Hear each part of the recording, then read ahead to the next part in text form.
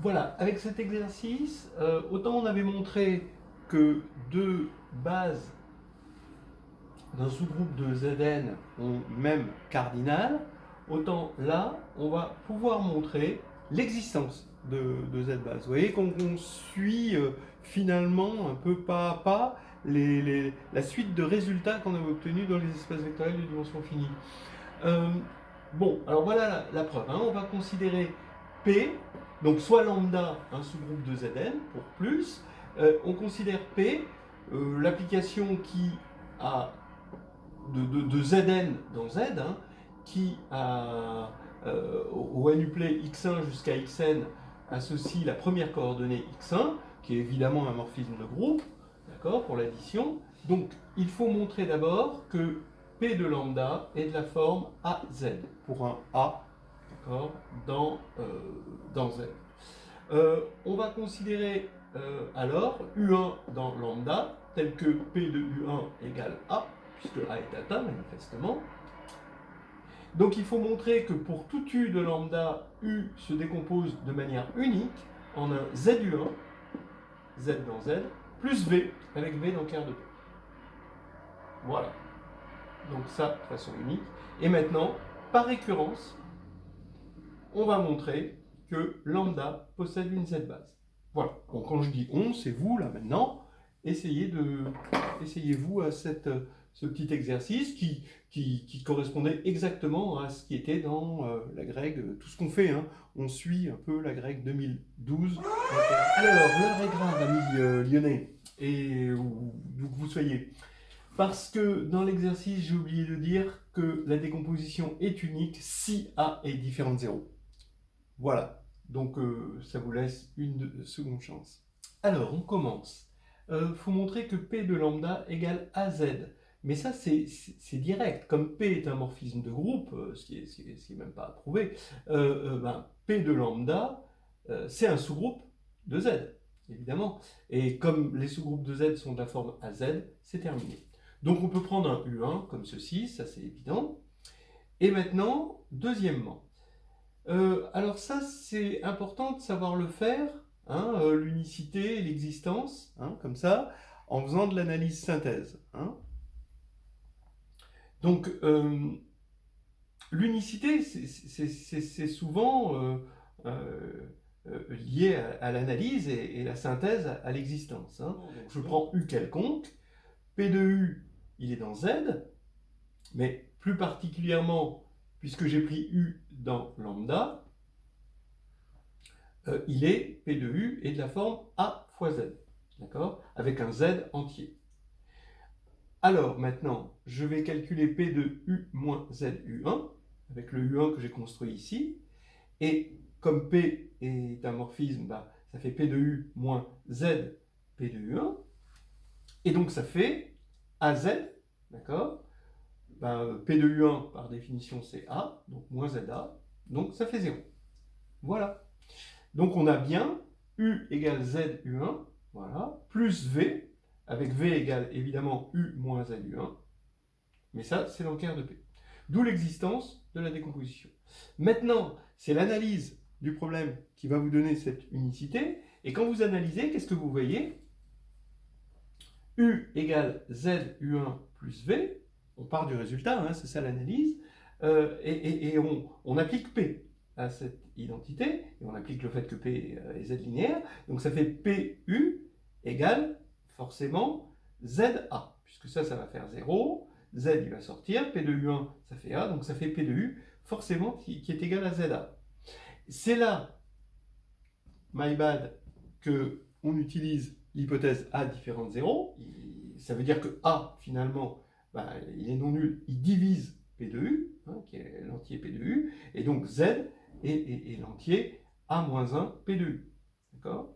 Et Z finalement est unique. À partir du moment où Z est unique et que U est fixé, U1 est fixé, ben V, il n'a plus qu'à suivre le mouvement et il est unique aussi. Donc on a bien l'unicité, mais si A est différent de 0, on peut parfaitement imaginer que si A est égal à 0, alors des Z, il y en a plein possible, évidemment. Voilà. Bon, alors bien savoir faire hein, dans le cadre d'une épreuve d'écrit, ce genre de récurrence. initialisation, hein, voilà, et hérédité. Donc vous mettez bien ce que vous voulez prouver par récurrence, et ce qu'on veut prouver par récurrence, c'est d'abord sur n, et lambda, qui est un sous-groupe de Zn, possède une Z-base. Voilà, hein, vous mettez bien ce que vous voulez prouver par récurrence. L'initialisation, on va initialiser quand même pour n égale 1, lambda inclus dans Z, ça implique que lambda, hein, comme c'est un sous-groupe de Z, hein, il est de la forme AZ. Donc si A est différent de 0, bah, vous l'avez, votre base, c'est juste A, hein, puisque c'est générateur. Tous les éléments de lambda vont s'écrire de la forme A fois petit z avec petit z dans z, et c'est libre, puisque A est différent de 0. Voilà. Maintenant, si A égale 0, bah, vous pouvez dire que c'est l'ensemble vide. C'est une convention bourbakiste un peu, hein. L'ensemble vide, c'est la z-base.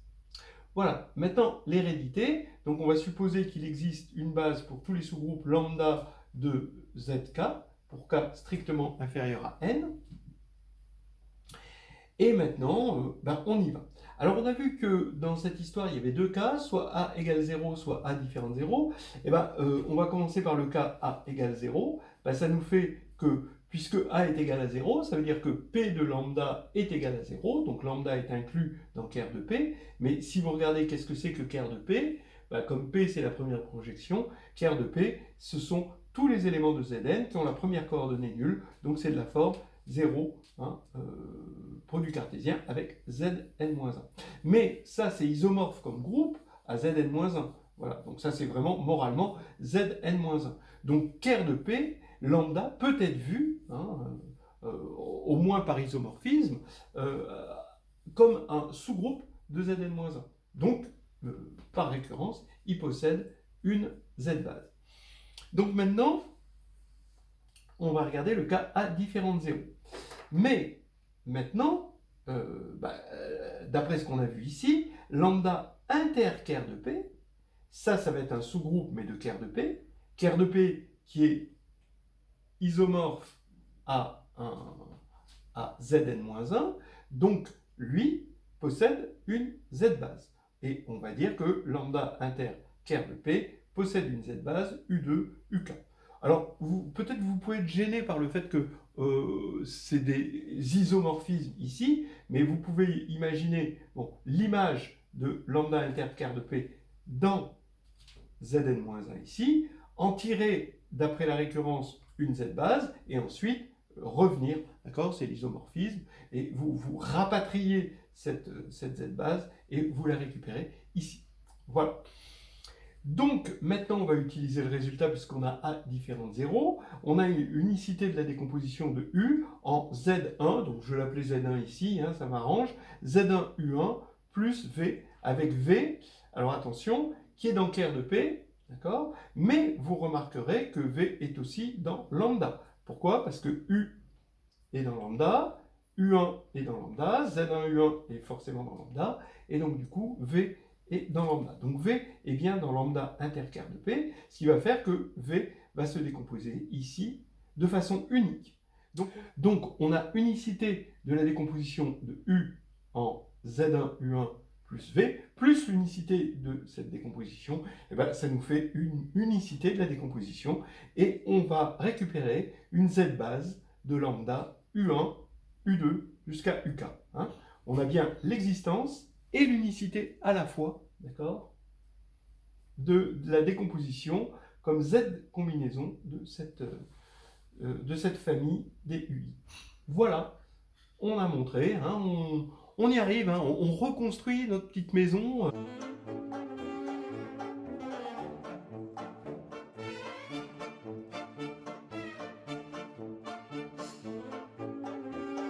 À partir de ce qu'on peut, en s'aidant principalement des résultats pour Q et d'un petit peu de bricole.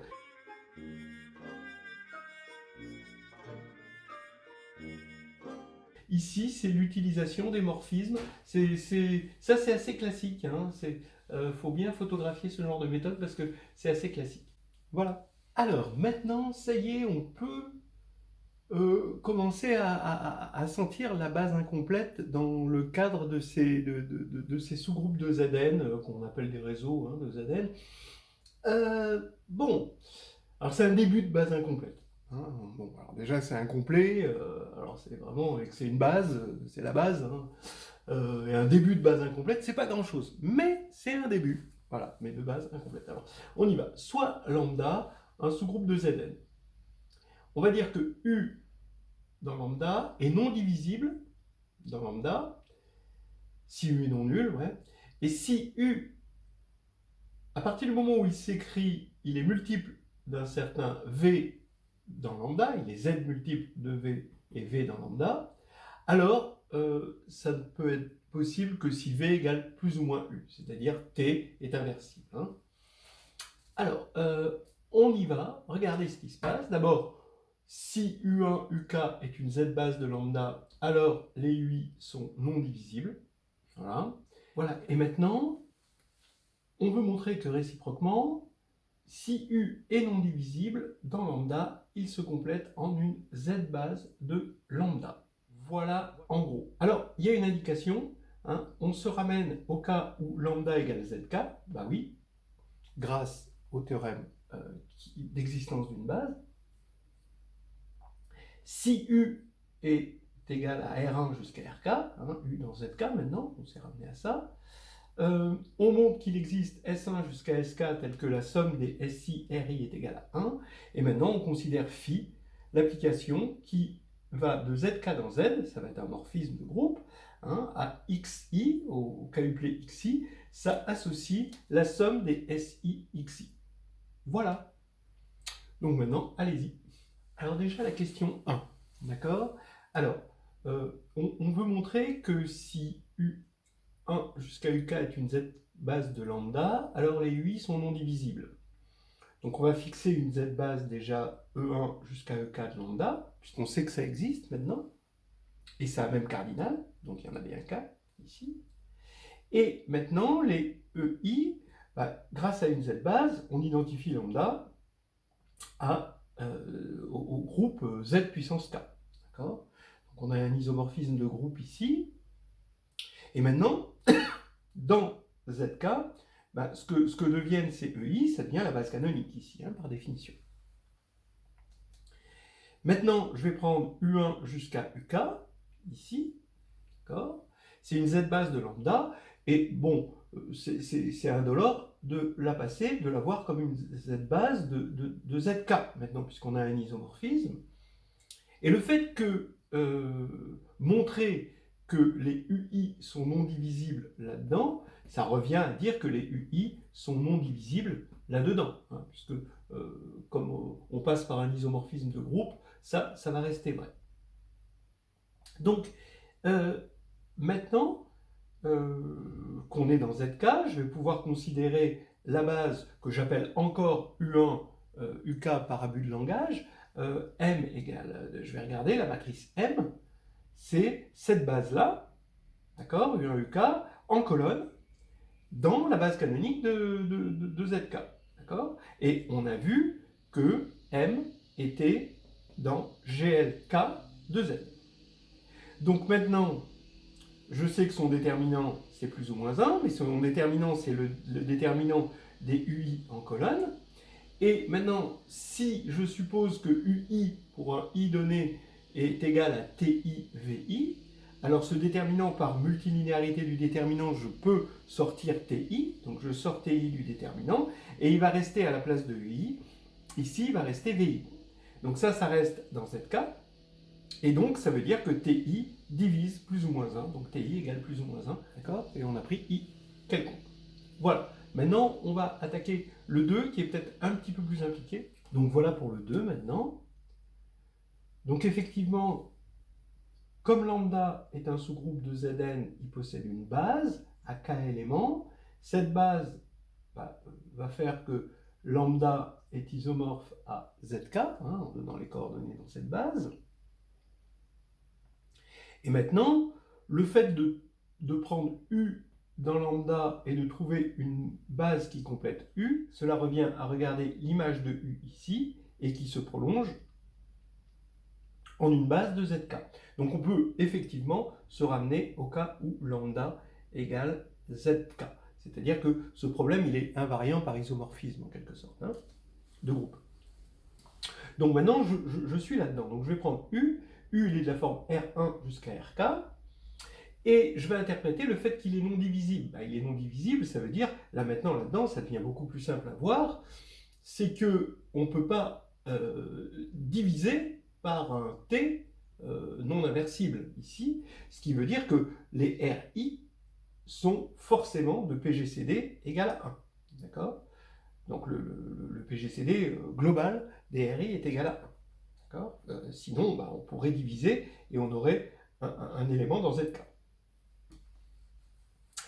Alors, je vais appliquer Bezou. Hein. Donc ici, j'ai que la somme des SI-RI pour une famille SI, I de 1 à K, est égale à 1. Ça, c'est l'identité de Bezou. Donc on a ça. Maintenant, je vais considérer ce morphisme, d'accord, qui va de ZK dans Z et qui, aux coordonnées x1 jusqu'à xk, ça associe SI, la somme des SI xi. Bon, donc maintenant, je vais essayer de trouver une base de ZK qui commence par U.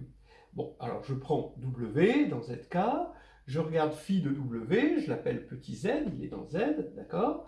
Et maintenant, bah, comme d'habitude, je montre que W est égal à ZU plus V avec V dans ker de phi, puisque W moins ZU, c'est très facile de vérifier qu'il est dans ker de phi.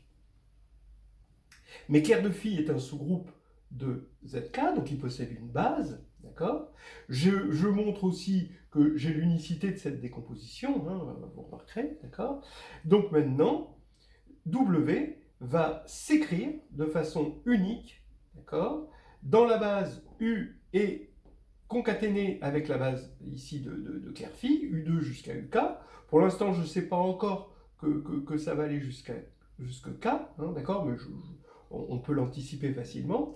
Et donc U2 jusqu'à UK, par existence et unicité de la décomposition, est bien une base de ZK.